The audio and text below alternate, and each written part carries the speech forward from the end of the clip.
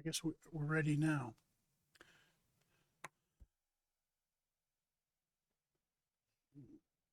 Good morning, everybody. Welcome to the Town of Merrimack Trustees of Trust Funds meeting for February 23rd, 2024.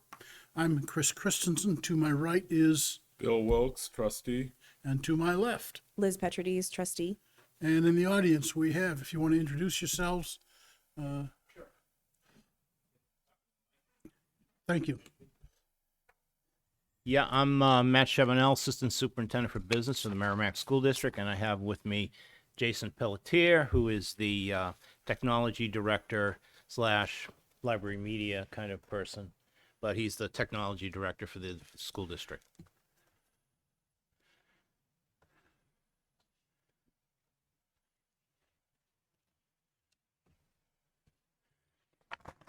Okay, thank you all. And the first order of business is the minutes of January 19th, 2024. Do we have a motion? I'll make a motion to approve the minutes of January 19th as written. I will second. Any discussion? Changes, errors, corrections? No, not on my end. Seeing none, all in favor signify by saying aye. Aye. Aye. Motion carries 3-0-0.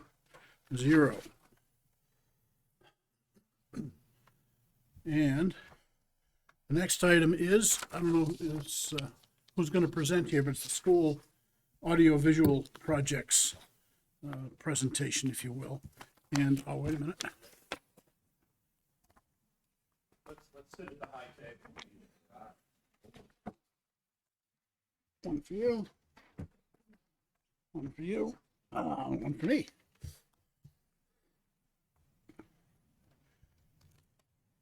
Whenever you're ready, we can begin. Go for it. Okay. Well, thank you very much for having Jason and I here. Like I said, I'm Matt Chevanel, Assistant Superintendent for Business in the Merrimack School District. Have been for the past 23 years. Jason has been with us for how long now, Jason? Just over 2 years. Just over 2 years. But he comes with a plethora of experience. He's our technology director. And we're here today to present to you some AV enhancements to the elementary school gyms. Mastercola Elementary School, Reed's Ferry Elementary School, and Thornton's Ferry Elementary School. You have a packet that was delivered to you. We can go right through it. Jason, do you want to put any of this up on the big screen or?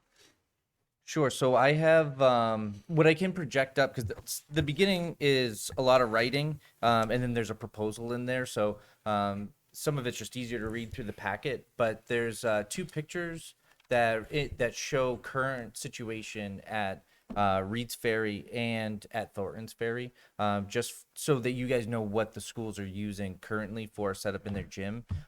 There's no pictures of Mastercola Elementary Gym because they actually don't have a setup in their gym at all for projection or anything like that. They just roll in a cart and do one of the pull down type of portable screens to show anything in there. So a lot of times they'll end up using the So APR. you load it on this screen? I can if that's okay. Well, I'm thinking so we get it on our desktop monitors. Absolutely. So let me see. Do we need Grace to come? I think I can manage this part. Hopefully they're okay with me moving. I think they will. You're one of the owners. It's okay.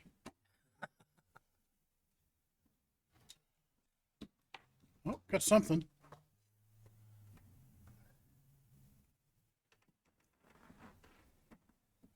And thank you again for having us too. Yeah, we really appreciate that. This has been a need for a long time that, for whatever reason, never made its way into the operating budget. It was seen as an enhancement and not a part of regular or needed instruction, but this is utilized for all staff development, any presentations that the schools want to give to staff, to the teachers, the paras, the parents, everything like that. So, okay. So this is Mastercola that I'm looking at now? This is Thornton's Ferry. This is Thornton's Ferry. So you'll see what they're using right now is a large poster board with tape stuck to the wall.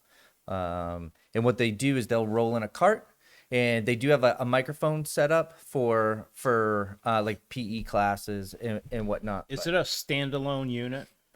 Correct. It's a projector on wheels. So think of like the carts, like the library carts. They have a projector on that. They'll go and roll it out, plug in an extension cord. They'll set up the screen, and then sometimes they'll use like a Bluetooth speaker next to it for audio.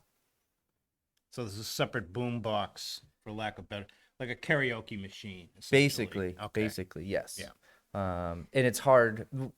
The beginning of school last year, we wanted to do some training.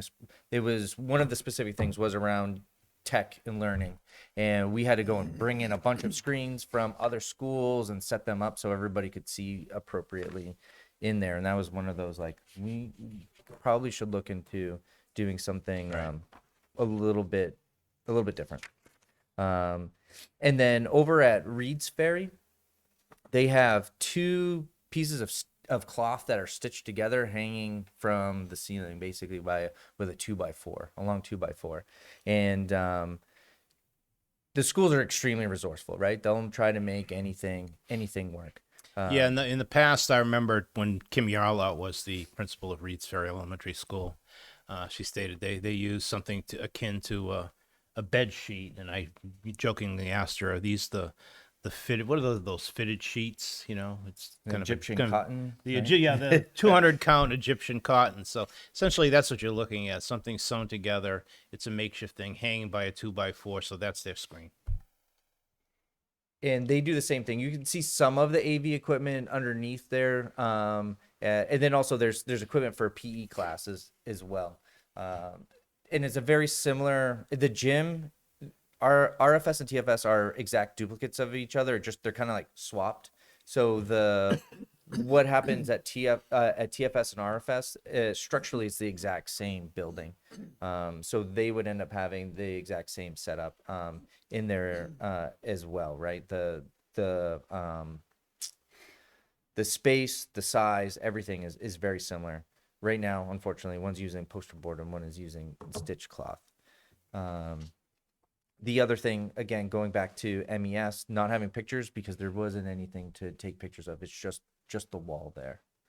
And I'll talk to the principals, and they say that they would love to use that space because the gyms are really one of the only places in those schools, including MES, where they can get everybody in. So you can get faculty in there, you can get students in there, and then one of the things that's important is professional development in those days, and having different, like say first grade teachers that are in 3 different buildings, being able to get everybody in one building to talk amongst each other and work together. So when we do training, sometimes a training is appropriate for a first grader at this building, but really we want 3rd, 4th, 5th graders in this building. And it's really hard for us to do that at the elementary schools, all 3 of them, MES, RFS and TFS currently, because there isn't a place where we can project and have good audio so that everybody that's in those rooms can be immersed and learn. Just like our students, we want them to be able to be immersed and learned as well. Will these be interconnected so all 3 schools see the same presentation?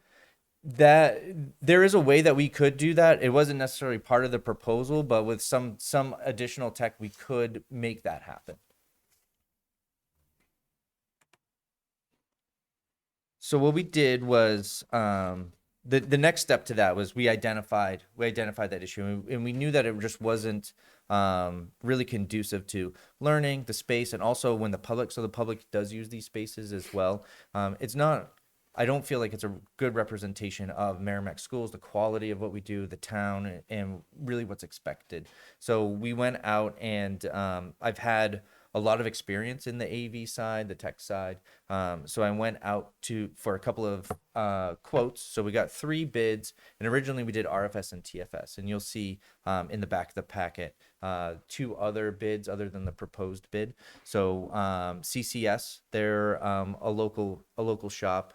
Netty, that was a company that we used in the past in Merrimack, and also Pro AV, who ended up looking through it. I didn't use Netty before I came to this district, but I did work with them for the first few years, so I know what quality work all three of the companies use. So So we went through. You'll see the proposed bid that makes the most sense to us, and that was with the Pro AV system quote on the next pages. But really, all three schools, it's a basic mirror. Everybody's going to be have the same equipment. The setup's going to be the exact same. It's great for maintenance. It's great for use, and it ends up coming out to a total of 29,983. So let's say 30,000 per school each. So a grand total of 90,000 for the project, but each individual school is 30. So that'll be a motorized screen that'll come down. That'll be controlled up to a side-by-side box. A laser projector. It'll be an Epson laser projector. The reason why Epson's a great choice is because you can manipulate that screen without actually having to get onto a ladder and move everything around if the projector gets moved by whatever Now, could happen in the there. screen's going to be ceiling mounted, right? Correct. Yes. Yeah. So there'll be no longer a need for a cart. I remember at deliberative session, we've done this a lot of times back in the past, where we'd have a cart coming in from the library. I'd stack up around 10 textbooks to get the cart at the same level as the screen behind the stage. And it was doable, but it was a little bit treacherous, and it wasn't exactly an elegant solution. Sounds like what it was when I went to school. Yeah, well, exactly, Yeah. Bill. Back Except 20 the years eighth graders ago. got to run it. Yeah. And I think the point that Jason made, these are all going to be the same type of systems. So I just thought of that, if you're a Thornton's Ferry person, you need to do training at Reed's Ferry, it's going to look exactly the same. The experience is going to be the same. So there's not going to be a large learning curve. You may have to learn a couple new passwords, but that's going to be it. They'll be able to be interchangeable. Right, exactly. And any presenter, whether they're coming from outside or inside, it's just bring your device with you, and then you can make everything work instead of having to think of all of these other things that you need to plug into. And if you're a local educator or trainer internally, you're just like, I press this button, I plug in, and everything's good. What's the life expectancy of this equipment? I mean, so computers, we replace computers. It seems like there's a cycle for that. There's a cycle for my iPhone. Right.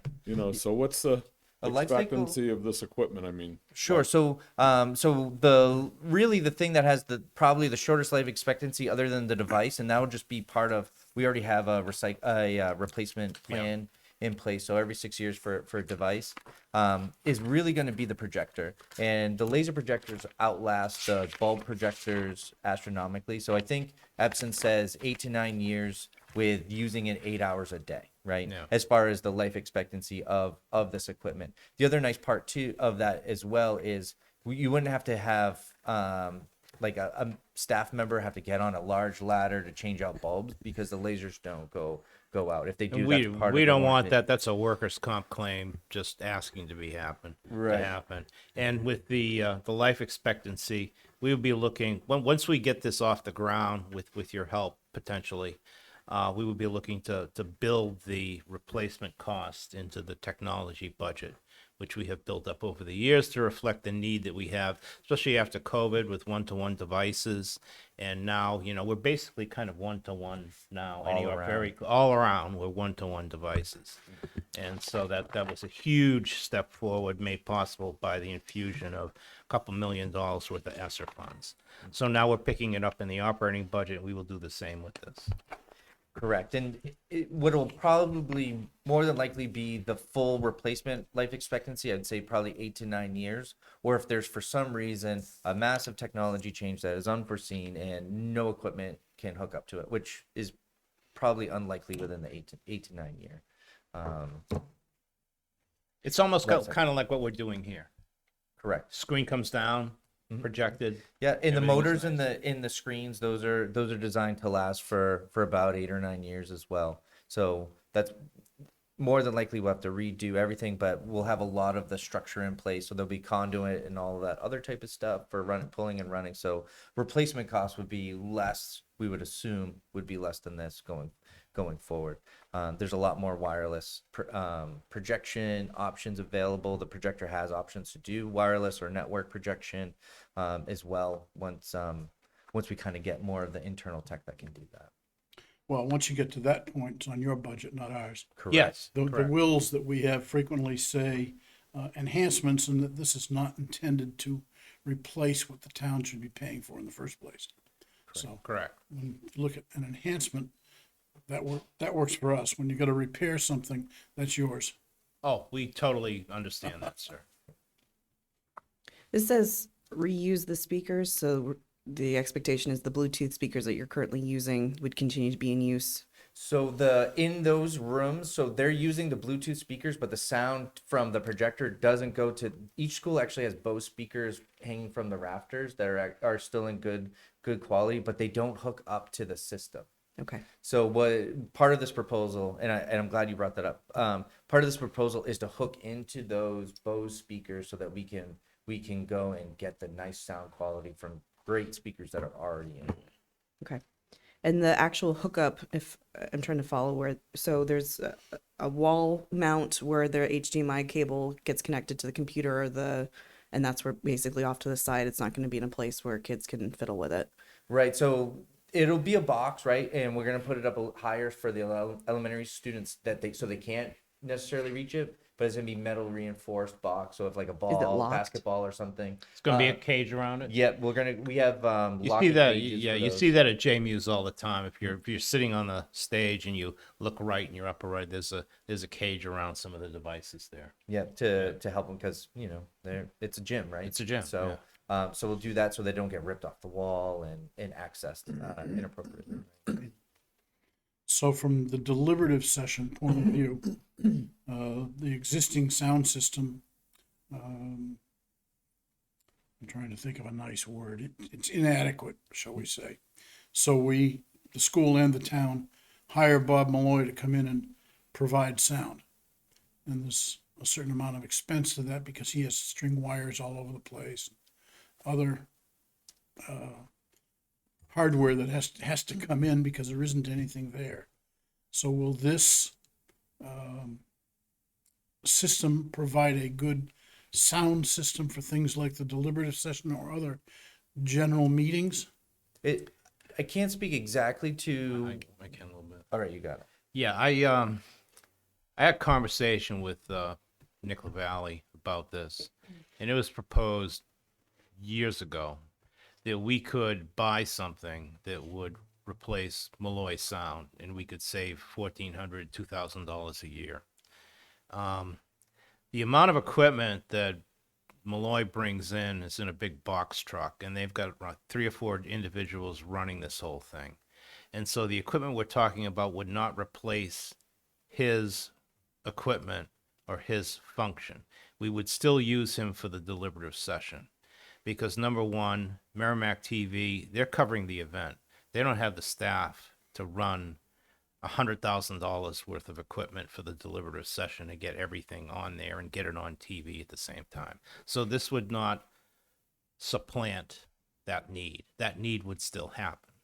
This could be a future thing that we could look at in conjunction with a good conversation between the town and the school district, with Merrimack TV, town manager, town council, et cetera, if we wanted to go in that direction. But you still have to provide the labor and the workers to come in to run that gear because it's really pretty specialized. I don't know, Jason, if you want to have anything to add. My experience in J Muse and the Little Theater and the high school cafeteria have all been, you pick up the microphone, you turn up the volume, and you talk. And it's a very simple PA system. There isn't anything that requires manpower to run. Well, which areas we're not talking about JMUs, we're talking about Reed's, Thornton's, and MES. JMUs, The elementary school, not the all-purpose room. not the APR, no. Correct. The okay. gyms, sorry. All right, I'm in the wrong room. Yes. It gets confusing. It does. You know, I was talking to Jason, I know the Smith Gym. I've been calling it Smith Gym for 100 years. And Jason goes, what's the Smith Gym? I says, well, it's the big gym and the whatever. So it's all nomenclature and how long you've been here. I still call it the new middle school, but that's just me.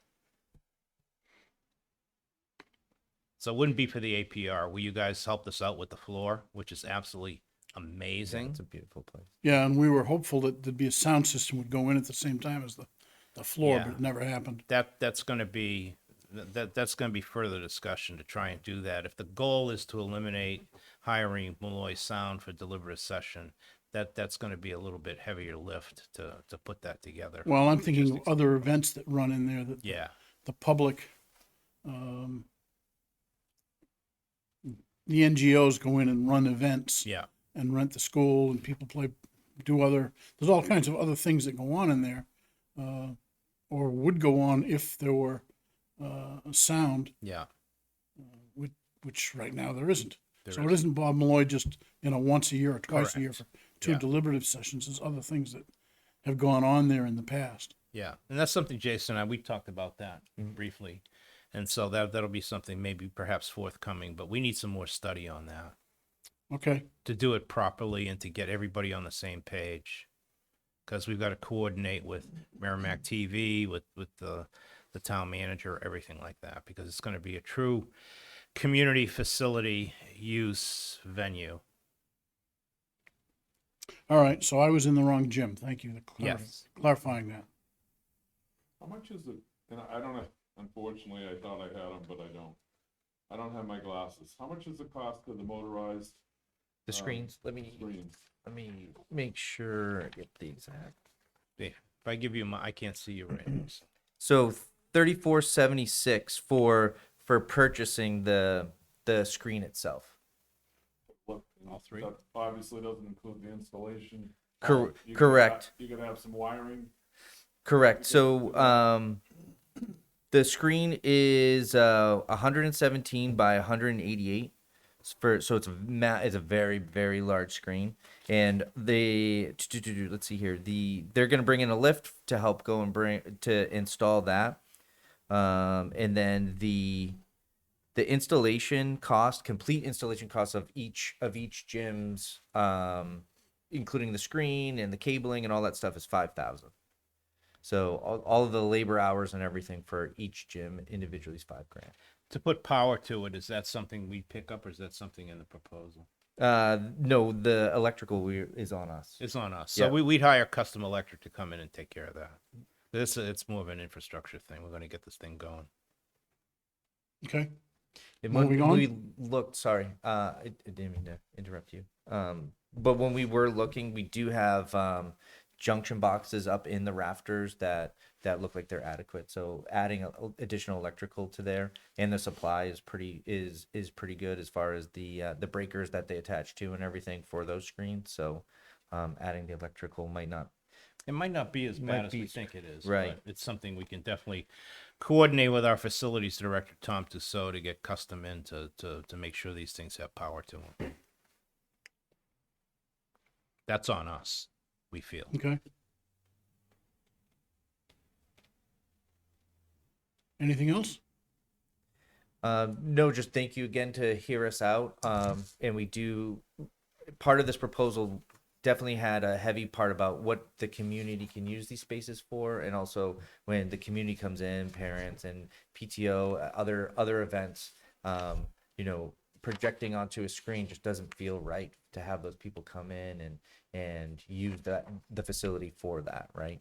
So so we made sure that we made it. So like a Thornton's Ferry, hypothetically. How often do other people come into Thornton's Ferry to use the facility? Probably, I mean, I had 3 daughters that went to Thornton's Ferry. I don't remember any time that we went in there to use the facility other than for MYA basketball and that sort of thing. sure. So I'm just curious, who would be the people that come into Thornton's Ferry that would use this equipment that would be outside of the school? Yeah, Julie might be able to. Outside the school. Okay. Because we have parent nights and everything like that. We could get everybody together in that facility. These are the gyms that are the 97 editions. Oh, I know. Okay. I I've know been you in a know. bazillion times. I know you have. Okay. Yeah. So just so we're all clear on which spaces we're talking about. And so, I think, a lot of that would be for, parent involvement, parent nights, everything like that. But as far as outside people coming in to use this equipment, I don't have a good answer for that right now, to be honest with you, because it's never been a possibility. Once people find out about it, maybe it will be. So I have no Is the school idea. department gonna allow people to do that? If I say, Yeah, hey, why not? I'm with Fidelity and for whatever crazy reason, I know probably not a great example, but I'm with Fidelity and, we'd like to rent your gym. Is that gonna be welcomed, or is that gonna be like, well, wait a minute, you If can't it use doesn't conflict with any events that we have, gym space in this school district is a premium. You've got people saying, I want, they want it all the time. So, to kind of get to your question, anytime we can bring members of the community, be it a Fidelity that's in town or any other organization, and we can accommodate them, we want them in our facilities because we want them to see these as community assets, all of them. So the answer to your question is yes, they would be welcome. And I don't have any exact examples, but I know that I've heard from the principal that I wish we had this because then we could have done this, or I was approached by somebody, we couldn't do it because of this. I'm thinking back to Bill's question and my experience renting stages, mostly for stage shows, if you will. The janitor or a janitor was in the building doing whatever he normally does, and he'd unlock the door, and that was about it. Is this going to be something that requires a trained person to operate? I think that they would need to at least know how to plug in. We can have instructions readily available and like a ring binder or whatever that's accessible. But they would have to know how to like plug in an HDMI cable, press a couple buttons to get things going. So there'll be a little bit of knowledge. If you haven't done that before, it's gonna be a struggle. But if you're like, I can turn on my TV and I can plug in my laptop into a projector, then you should be able to be able to do it. pretty Yeah, easily. it's kind of like, let's say a couple days before, if whoever is going to use it from the community wants to come in and get a tutorial on how things work. We've done that with other communications pieces that we put in the schools as far as when people were conferencing in from meetings and they couldn't make it.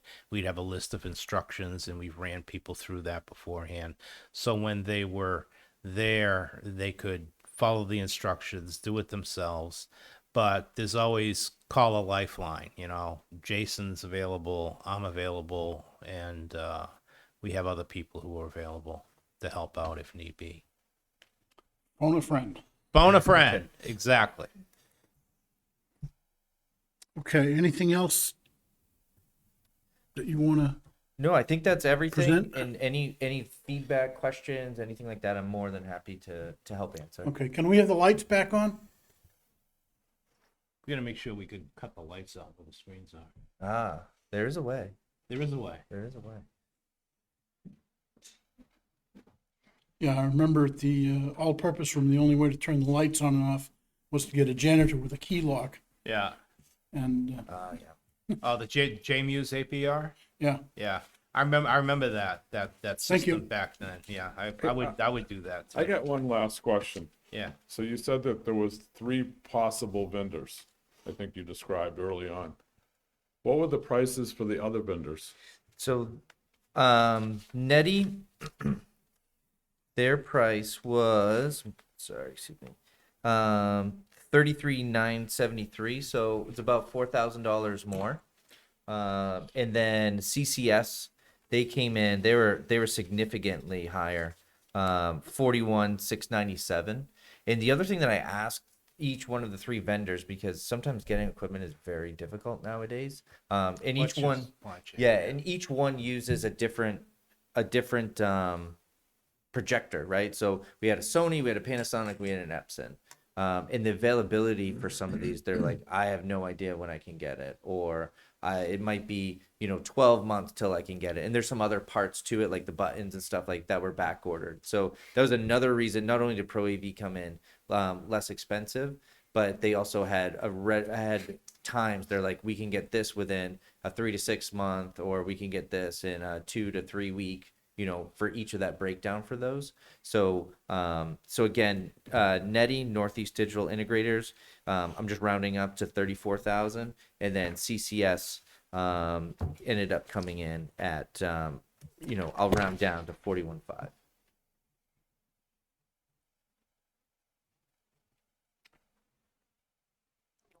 How's your timeline work on this? Do you have to go back to, assuming we provide financing, do you have to then go back to the school board, or is it just administrative process to do things in the school?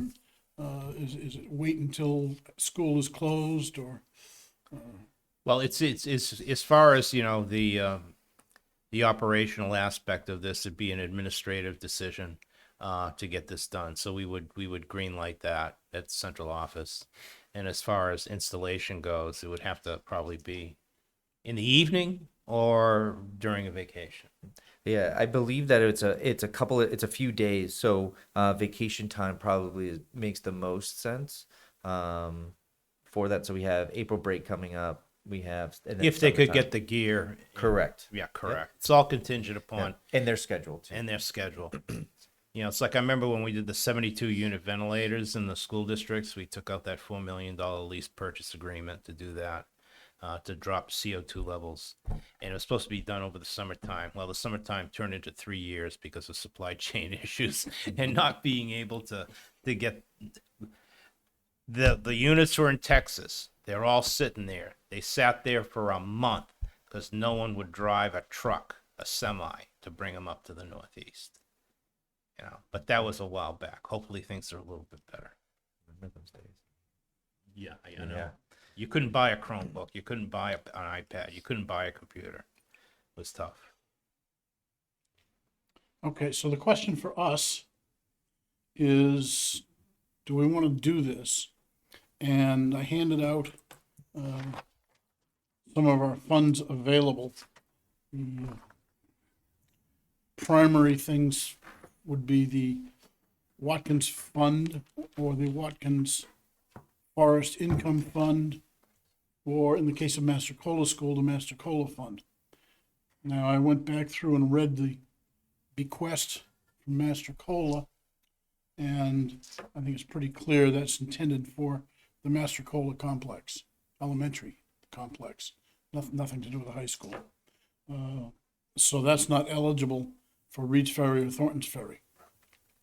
The Watkins funds all say grades 1 through 8, so we're okay there. And then you can see the dollar amounts. And one of the backup question to this is, if you're going to do something as discussed for the all-purpose room, then have we decimated the Master Cola Fund and don't have funds available to do that next year or the year after? So, anybody, thoughts, processes, more questions? I definitely have concerns on, understanding that the Master Cola Fund is there for this purpose. This is saying right now income 109,000, principal 143,000, and we're talking about about $30,000 to pay just for Master Cola. That's not a insignificant amount coming out of the fund. So to his point, if we're expecting to have future requests, we may not be able to accommodate that.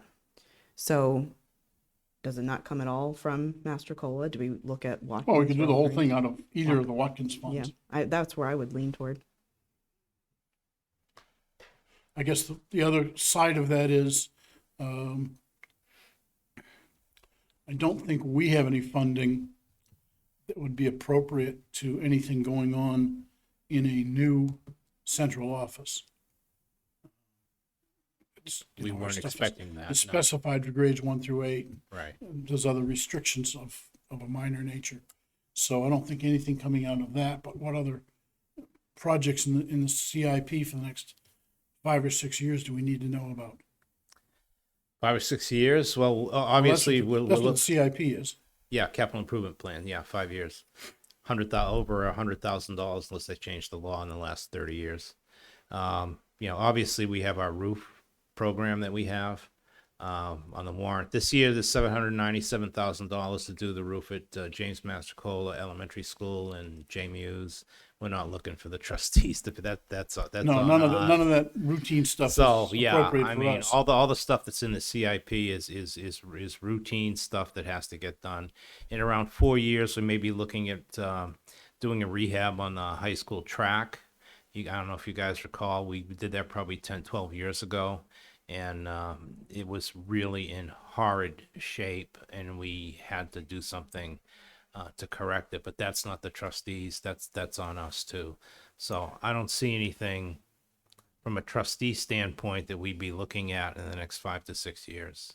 Okay. I say that now, but it all depends what comes up. But and then the Mastercola complex, to look at that Mastercola APR, that's something that we're gonna have to plan that out. If the goal is to have a total presentation that'll hook in with Merrimack TV to allow for a live broadcast with staffing accordingly in order to run that, and then appropriate storage for all the gear that used to come out of Malloy's truck. That's going to be something we're going to have to talk about for a little bit to try and get an idea of what that really entails, and if it is really more cost effective just to pay Malloy the $2,000 a year and not own the equipment.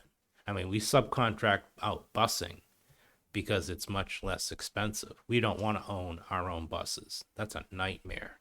So there are certain things you're better off subcontracting out, and there's other things you're better off, doing if in-house. the life expectancy of equipment is 8 to 10 years, you got to figure out how much usage you're going to. Correct. I mean, time value of money and Yep. all that sort of thing. Yep. Exactly. That's, honestly, I don't want to call it capital intensive, but when you buy equipment or anything like that, you've got to use it to get a return on your investment. Correct. If it's just sporadic, then, it is better for Malloy in that particular situation. Yeah. Because he's upgrading his equipment periodically, Correct.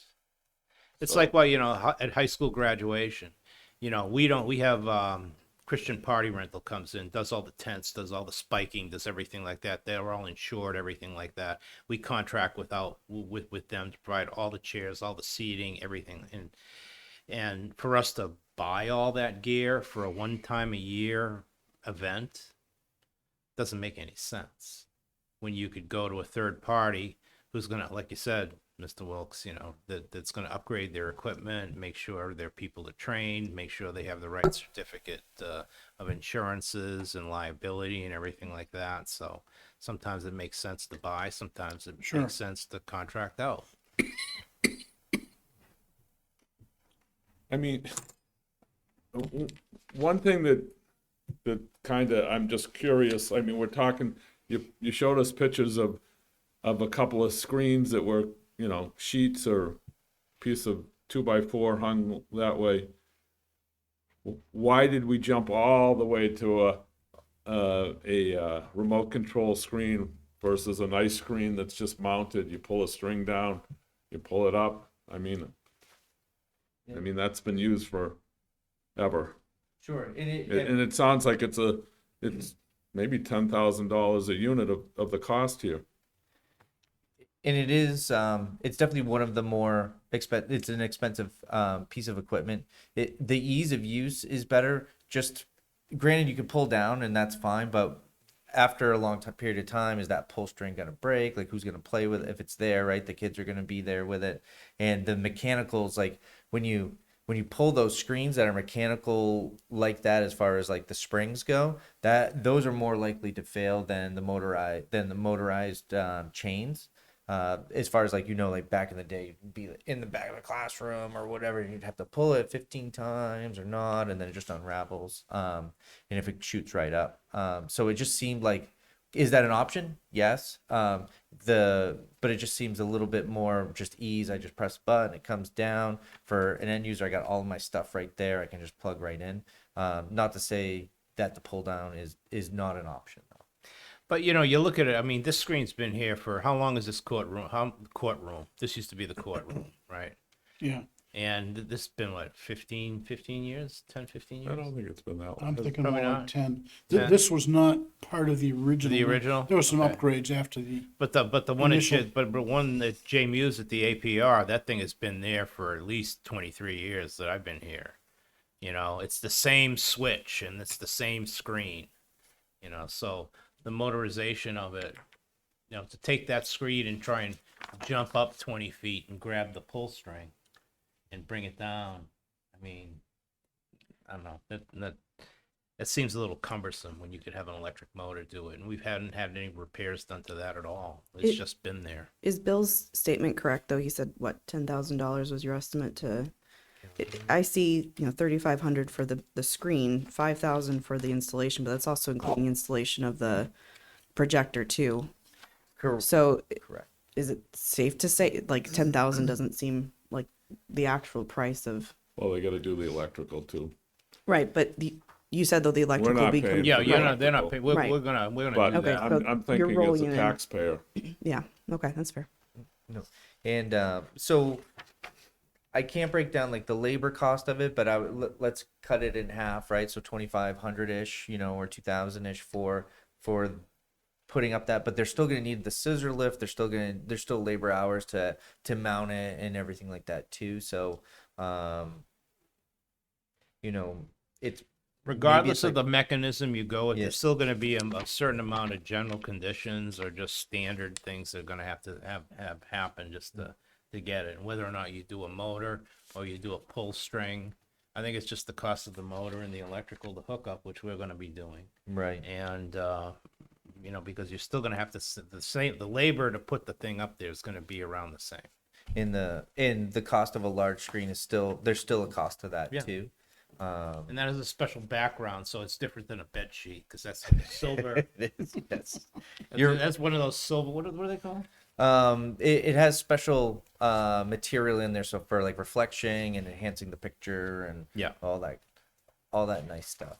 I didn't know the technical term, but there used to be is. just glass Are- beads. are we Yeah. making a decision on this today, Chris? Yeah, I think so. Okay. Is that your expectation? That would be exceedingly pleasing to hear if that is your intention to make a decision today. That way we can cut some purchase orders, get this thing going, and get it done as quickly as possible. And the principals of those 3 elementary schools would be exceedingly exciting, and they're waiting for the answer.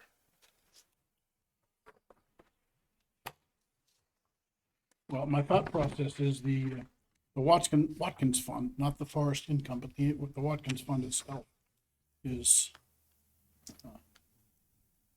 of a magnitude that if we take $90,000 out, it's a smaller percentage. It will rejuvenate itself more quickly than ripping up the other funds. I would agree with that.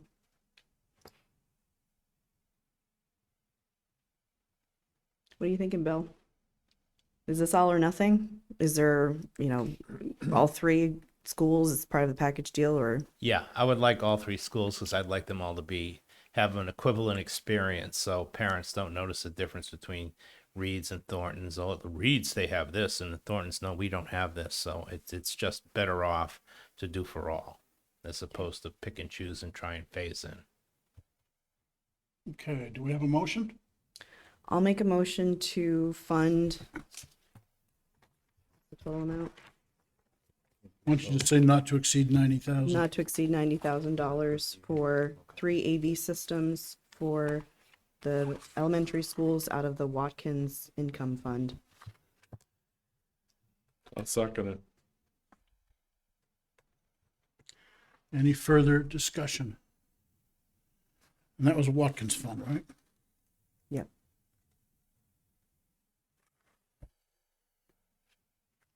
All in favor signify by saying aye. Aye. Aye. 300. Thank you ever so much. Thank you very much. Thank you. And when it's complete, would you like to have pictures or a tour or? Yeah, I think we get to use it. That's awesome. I think you Yeah, should. I think you so. should. I think that's great. Yeah. I mean, it's maybe, amazing. I mean, we meet here, maybe after our meeting sometime, we could scoot over to the closest one would be, Master Cole. Mastrocola. Right across the street. Yeah. Yeah. Absolutely.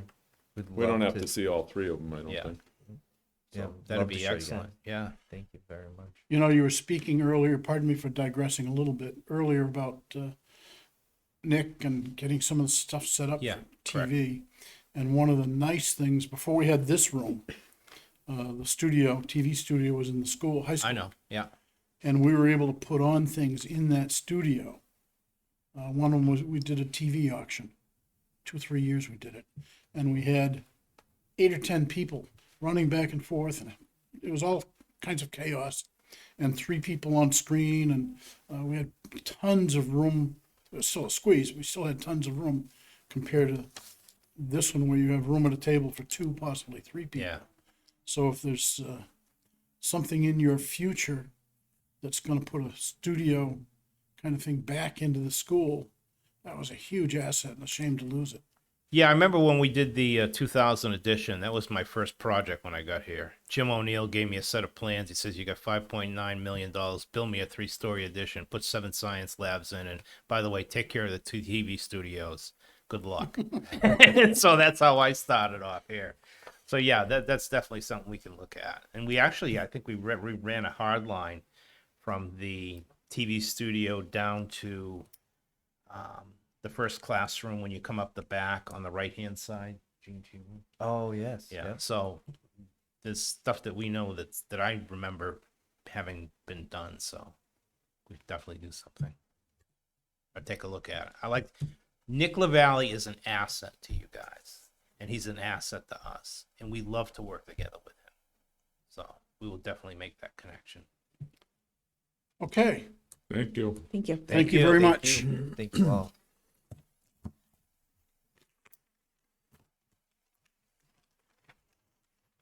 All right, portfolio review. I don't have anything specific on that, but we usually open it up for discussions. The question I have is, we are coming up in May for our normal semi-annual review, and I'm wondering if we want to do anything any sooner than that in view of what I'm going to call more changing economic times. As interest rates on fixed income things are going up, the value of, or the growth rate of high dividend stocks is slowing down a little bit. And of course, we're almost forced into a dividend focused investment, but didn't know if you wanted to get together with Cambridge Trust and do anything any sooner than that, just on a less comprehensive basis in March, or are we good until May anyhow? Unless you're talking about selling stuff and buying NVIDIA or something. Glad I did. Yeah.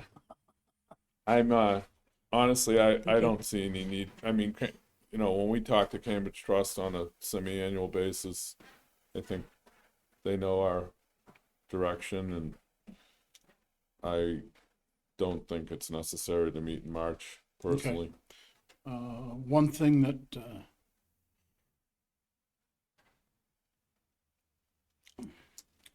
I'm thinking of phrasing, doesn't matter. On the common income fund, we could do more growth stocks than that because we're allowed to spend the capital gains. I'm not saying we want to buy NVIDIA, but it may have, I don't know if it's going to go fly and continue or if it's peaked out, but we could certainly move in that direction a little bit more in that one particular fund. Maybe something you want to take a look at, and as you go through the MS-10, the quarterly report, and just see if you want to be a little bit more aggressive in that particular fund, and we can talk about it in the future. Could send them an email too. I'm sorry? You could send them an email and make a recommendation that they review it Yeah, ahead of time. I will do that. Okay. You might say to him, Chris, if we were to take, let's just say 10% of it and put it in a more aggressive type of, fund or whatever, what would you, what would be your what would be your thoughts? Not that we necessarily want him to do it, but, how would you do that? I guess would be my question. Yeah.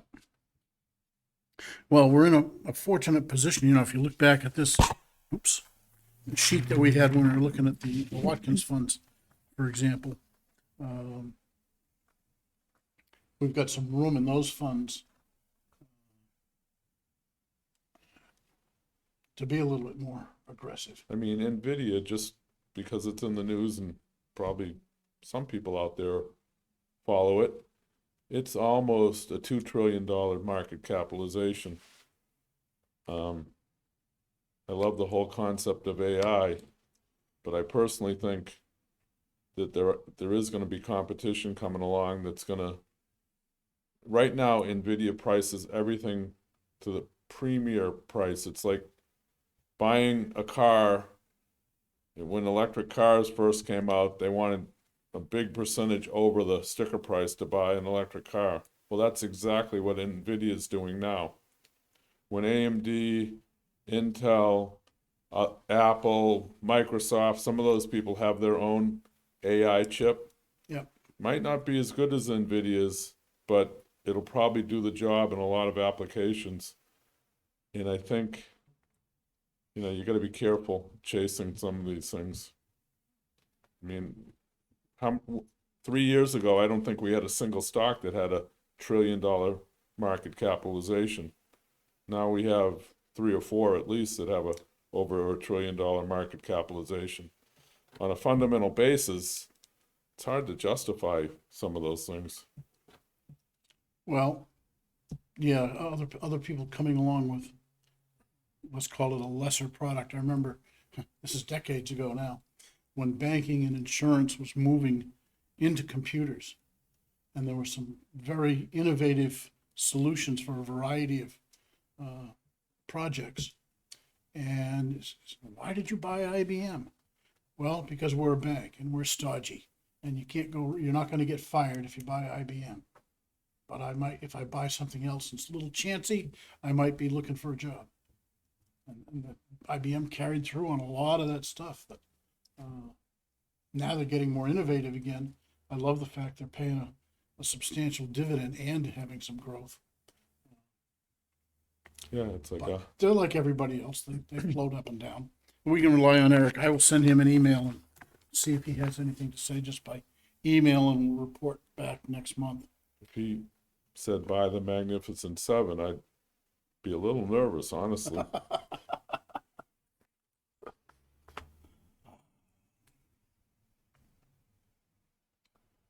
Well, I'm not going to go into past purchases. Anything else in portfolio? No.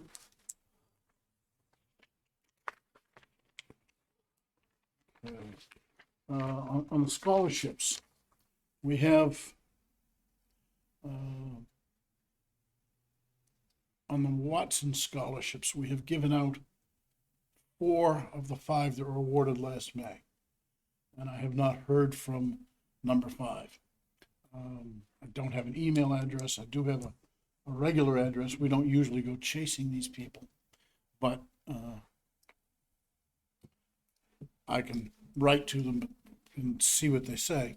But the question comes up. We had one that we gave an extension to. I don't want to go into detail of the case or the person on air, but and I have sent that person a couple of emails, have not had responses. And I'm thinking that maybe we should be writing to them and saying, if we don't hear from you with some sense of direction by our March meeting, which is March 22nd, I think. Yep. Then it's forfeit. We've called. I think there's a phone number. Have we called? I don't remember a phone number. I believe I saw a phone number in the email chain. I'll take a look again. No, I haven't called. Okay. I think we call and leave a voicemail, and if there's no response, then that's it. Well, I think they need a written notification of Okay, cancellation, but we so would do then- that, Right. vote on that at our Yeah. next meeting, but I think that's the process. And that should give us time to go back to the school and say, okay, we have, they have a backup person. If somebody immediately says, I can't take it, I'm just not gonna go to school, I joined the army, whatever, they have a second name. But now we're getting into a year later, and by the time you give them that and go through that process, it's a little sticky, I think. But if we cancel these out, I think we can say safely that instead of giving out $5,000 scholarships this year, you can give out 6 or maybe even 7. And we have about $20,000 in that fund that's accumulated over time. Some of it just because of reinvestment of the original $5,000, and some of it because of an occasional, somebody just didn't collect the scholarship, and we never had a coherent, cohesive process for that. So I'm kind of looking at that, and I think if we, at least on these two, write to them and say, let us know by March 22nd. And then we'll go back to school and see if they want to, if we should just continue to accumulate funds, or if they want to do something else. I have written occasionally to, not in the recent past, but in the last couple of years, to Barbara Watson about increasing the scholarship, because we do have some funds in our pocket, and she's never shown any interest in that. The same thing with Gary Greenleaf. That fund makes maybe $600 a year. We give out 400. We could afford to give out 500. And again, they haven't shown any interest. I think officially, because the fund is in our custody, we could do it. But as long as we have a family member who's been contacted every year by the school, I'm a little bit reluctant to override that family member and just do something as long as they're showing an interest somehow. So that's where we stand. And I will contact those two that are outstanding, and we'll see where we go from there next month. Sounds good. And anything else? Alternate trustee. Yes, you have a letter from Kathy Scher. I think you both got it, right? Yes. Yeah, okay. She seems qualified to me. Unfortunately, at this point, she's on vacation, or I don't know if she's on vacation. She's traveling. Won't be back until the first week of April. So if we want to have her come into the April meeting and meet her officially and discuss whatever. I've had some discussions with her already, which is how I know she's on vacation. I think that would be the timeline. We're still listed on the website as having an open space for an alternate. And I think under the statutes, we can have 2. But I think having you come on board as an alternate and then just jump right into the seat ready to go is great, great kind of progression. So I'm excited to have Kathy show interest. I mean, I have no reason to think that she wouldn't do a great job. I don't really know her, but based on what I read and all that sort of thing. Question about the alternate: if one of us is not here on a given day or meeting, does the alternate step in? Yes. Okay. Just like the planning board and the zoning board and all that.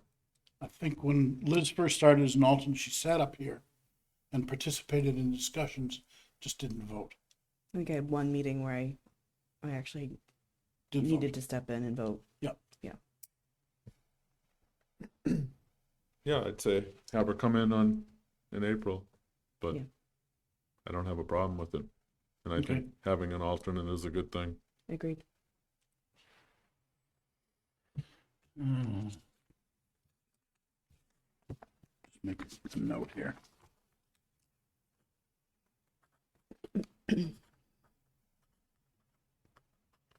And then after that, after we make a nomination, the town council does the appointment. So there's gonna be a little bit of delay. She probably wouldn't be able to, Two-step get on board approach. fully until May. And the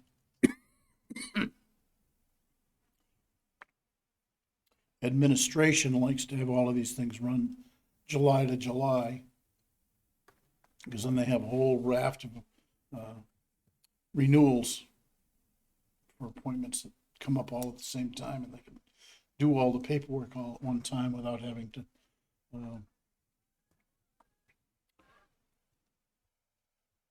separate out 20 different sets of renewals. So we have to rely on them for that particular event. Next meeting, March 22nd, is that okay? Yep. April 19th, I'm good with that too. is that, no, that's a Friday, so it is not Patriots Day. I don't know when Patriots Day is, but I guess that doesn't It must be on the really 21st, affect us. 22nd maybe? Well, or is it the previous Monday? Yeah. I don't know. Other dates. Town meeting is Wednesday, March 13th. School district meeting is Tuesday, March 4th. MVD is Tuesday night, March 26th. And elections are April 9th. You need to trot downstairs and sign yourself up. I'm planning on doing that. Good, good. I'm on my way. And 6 people already signed up for you, so get your signs out. Okay. Is it really? No. I was gonna say. Anything else we need to bring up that's appropriate? Motion to adjourn. I'll second it. All in favor? Aye. Aye.